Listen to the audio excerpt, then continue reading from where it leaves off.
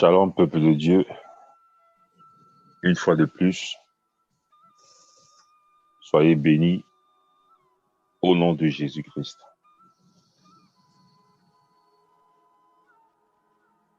Bien-aimés, ce matin, nous allons parler de quelque chose de très, très important. Ce matin, le Seigneur est sur le point de te révéler quelque chose que tu ignorais dans ta vie. Père éternel, mon Dieu, mon roi, bénis ta parole maintenant. Bénis ton peuple maintenant. Seigneur, je prie que la personne que je suis s'efface et que toi, tu prennes la première place maintenant. Au nom de Jésus-Christ.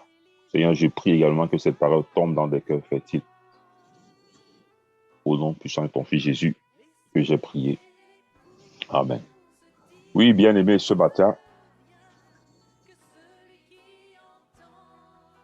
nous allons aborder un thème, certainement que tu as déjà écouté. Certainement, c'est quelque chose que tu vis dans ton quotidien. Mais tu ne sais pas quel genre d'attitude adopter.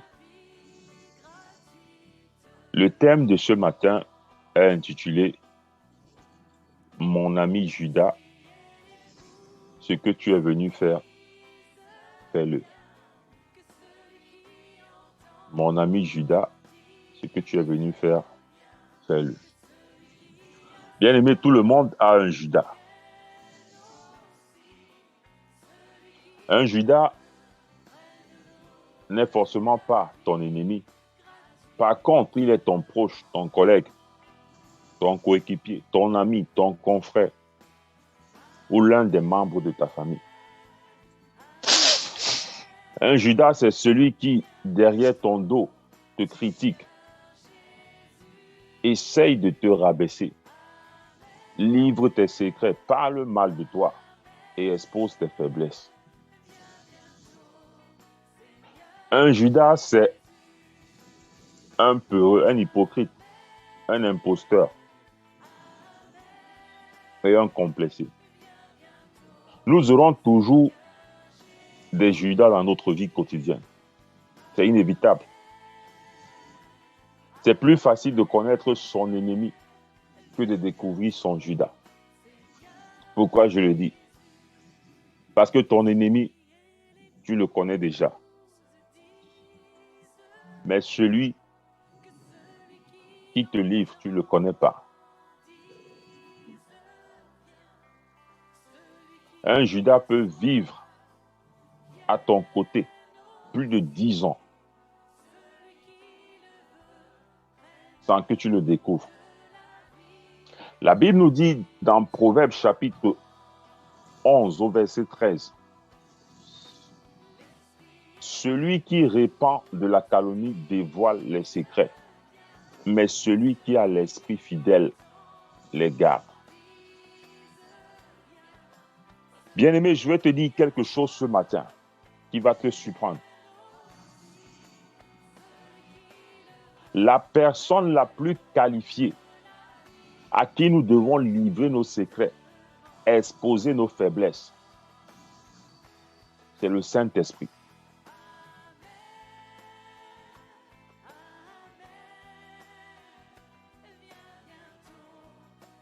Bien-aimé, ne crains pas ton ennemi parce que tu le connais.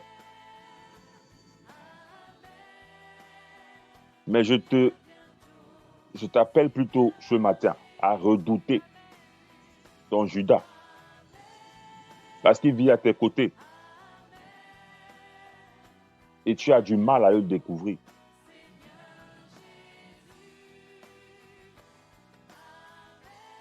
Bien-aimé, comme je le disais aujourd'hui, tu as du mal.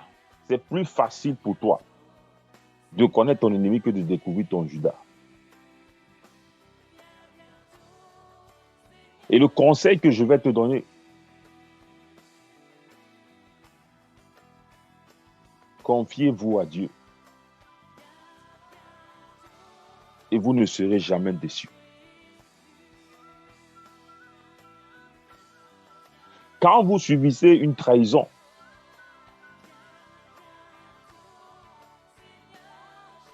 qu'est-ce que vous faites?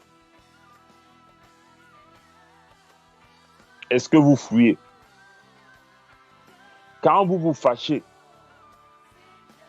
est-ce que vous vous vengez?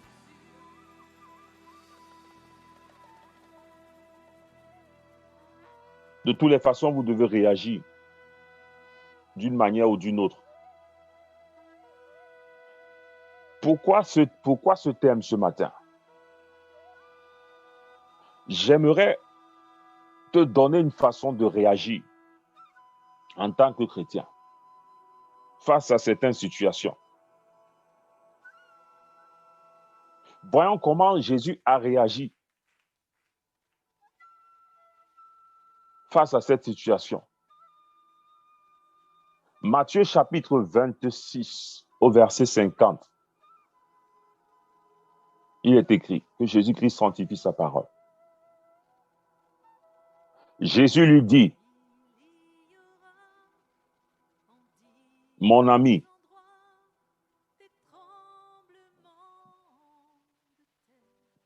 ce que tu es venu faire, fais-le. Alors ces gens s'avancèrent et mirent la main sur Jésus. Ils le saisirent. Bien-aimés, à un moment donné, nous devons être en mesure de faire face à certaines situations.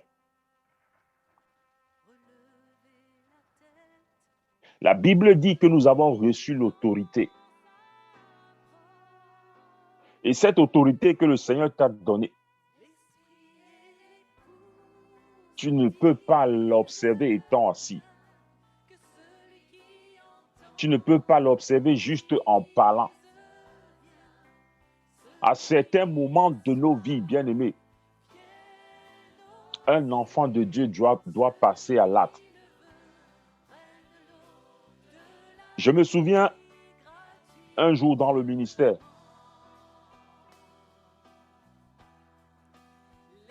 une sœur en Christ qui me dit, pasteur, je suis fatigué de cette situation. Je suis fatigué de la situation que je vis. Tous les jours, c'est la même chose. Quand quelque chose de bien veut arriver dans ma vie, il y a toujours quelque chose qui se passe. Je suis fatigué. Je ne sais pas si quelqu'un peut vivre ce que moi je vis. Laisse-moi te dire quelque chose ce matin. On reconnaît un combattant par le nombre de compétitions, par le nombre de victoires. Bien-aimé, le Seigneur t'a donné l'autorité. Mais comment est-ce que tu fais pour découvrir ce qui se passe, pour découvrir quelle est l'autorité que le Seigneur t'a donnée?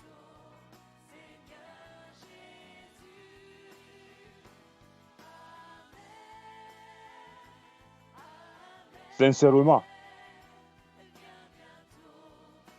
voici ce que j'ai dit à la sœur. Si j'avais une prière, si j'avais une formule, j'allais te donner cette formule de prière pour que le Seigneur puisse transférer tes problèmes sur moi.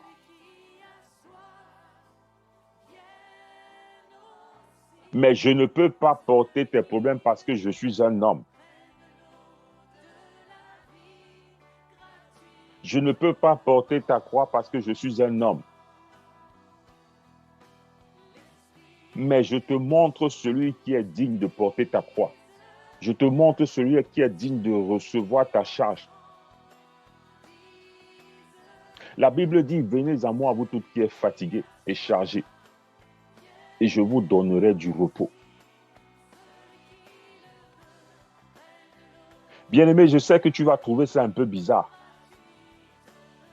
Mais je t'assure qu'à un moment donné dans mes prières,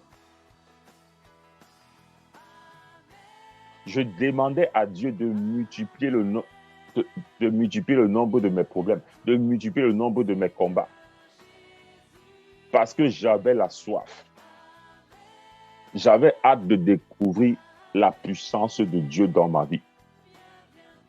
J'avais hâte de découvrir ce que le Seigneur pouvait faire pour moi.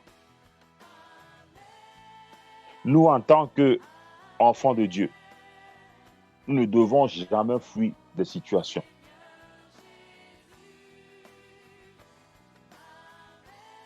Nous revenons dans notre texte. Parmi tous les noms disponibles pour Judas, Jésus n'a sûrement pas choisi un nom au hasard, mais il a dit mon ami. Mon ami. Oui, bien-aimé, tu dois apprendre à bénir tes ennemis. Tu dois apprendre à prier pour tes ennemis. Ce n'est pas parce que quelqu'un t'a fait du mal. Ce n'est pas parce que quelqu'un t'a trahi. Mais ce que toi, tu dois faire en tant qu'enfant de Dieu, c'est de prier pour cette personne.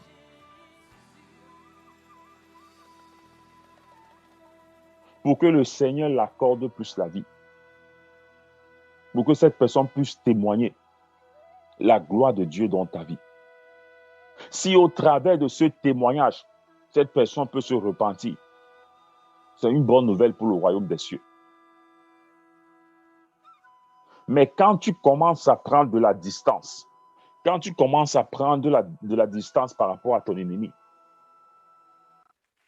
bien-aimé, en ce moment, c'est une façon de limiter Dieu dans ta vie. Ce que Judas a fait à Jésus est absolument injuste. Mais on ne voit aucune indication que Jésus ait maltraité Judas. Aucune trace ne montre que Jésus l'a rejeté ou même négligé. Au cours de leur dernier souper ensemble, Jésus a dit à ses disciples que celui qui le trahit était assis à table parmi eux. La Bible dit que les disciples ne se sont pas tournés les uns vers les autres en chuchotant. C'est Judas. Jésus nous l'a dit qu'il a trahi. Il a dit celui qui est assis à table parmi eux. Et ils n'ont pas murmuré parce que Jésus n'avait jamais dit quoi que ce soit. Pourtant, il le savait. Il savait que Judas le trahirait. Mais il a toujours traité comme s'il avait été fidèle. Bien-aimé, apprends à traiter ceux-là qui veulent t'enfoncer, ceux-là qui sont à côté de toi, qui sont appelés à te ramener à l'Égypte. Apprends à les traiter comme si tu étais fidèle.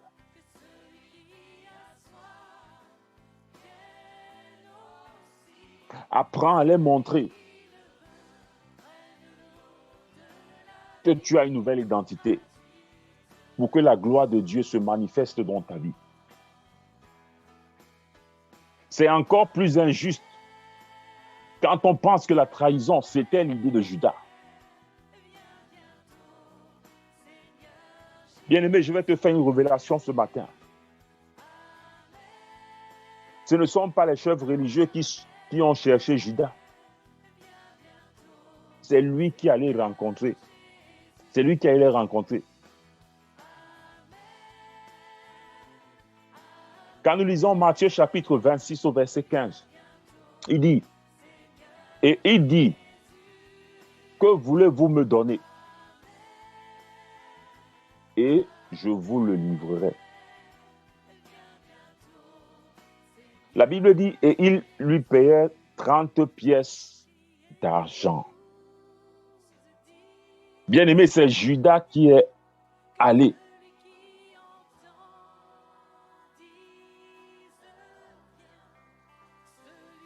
vers eux.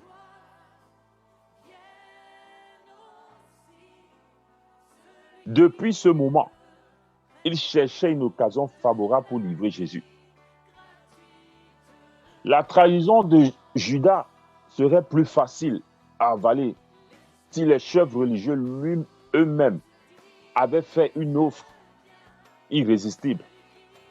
Mais ça n'a pas été le cas. C'est lui qui allait les proposer de leur vendre Jésus. Bien-aimés, regardez très bien la méthode que Judas a choisie. La première question. Nous allons lire Matthieu chapitre 26 au verset 48 à 49. Il est écrit: Celui qui le livrait, les avait donné ce signe. Celui que je baiserai, c'est lui. Saisissez-le. Aussitôt, s'approchant de Jésus, il dit: Salut, Rabbi. Et il le baisa. Pourquoi le baiser? Et pourquoi a-t-il choisi de l'appeler maître, Rabbi?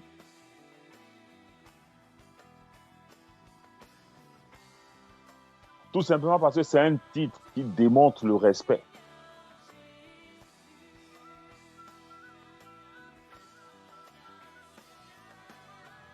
Un titre qui démontre le respect entre ses paroles, ses actions.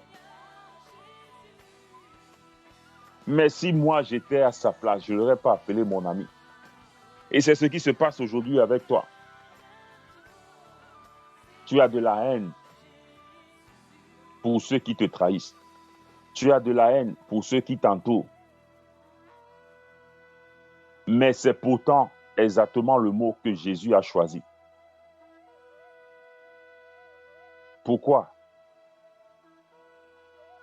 Jésus était capable de voir quelque chose que nous ne pouvons pas voir. Jésus comprenait que Judas avait été séduit par un puissant ennemi.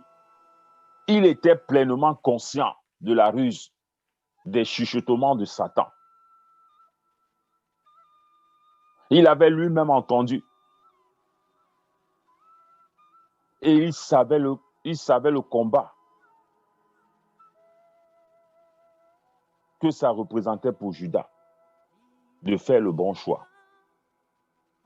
Bien-aimé, à un moment donné, notre Dieu nous laisse le libre choix.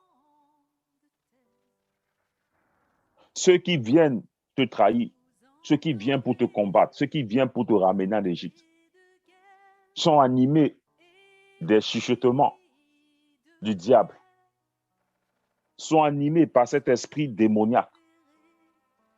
Et tu as le devoir, bien-aimé, de prier pour eux.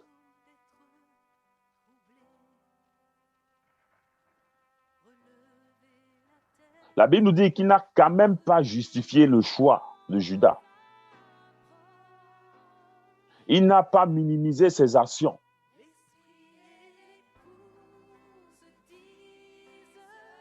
Et il ne l'a pas déresponsabilisé des choix qu'il a faits et des gestes qu'il a posés. Mais il a regardé droit dans les yeux et il a essayé de comprendre son combat.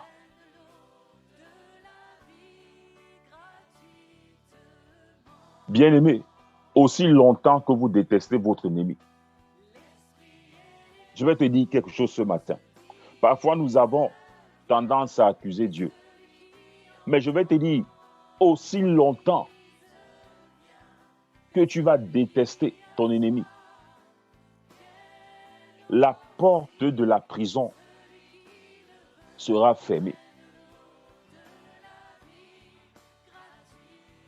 Le prisonnier est captif.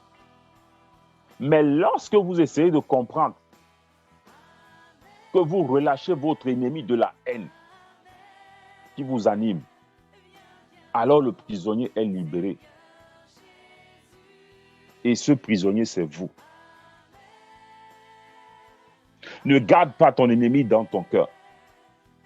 Ne garde pas tes rancunes contre tes ennemis. Mais apprends à prier pour eux. Apprends à les bénir.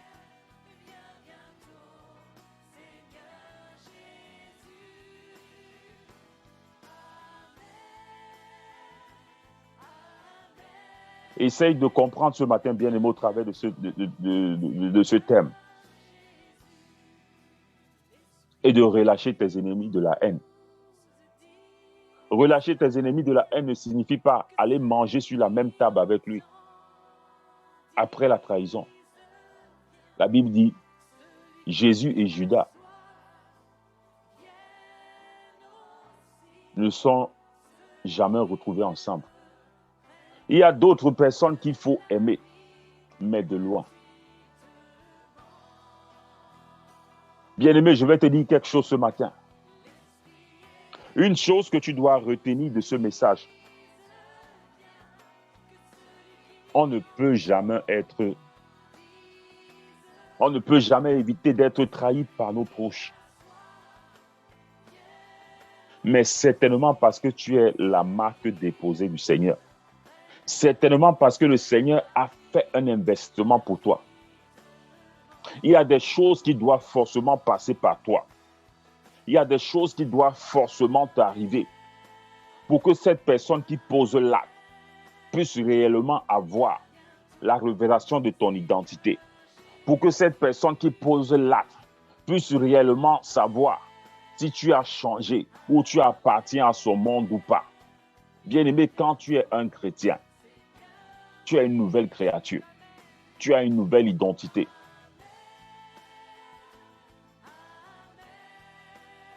Soyons toujours de ceux-là qui n'ont pas peur des combats. Parce que quand nous combattons, nous ne combattons pas seuls. Mais quelqu'un prend charge.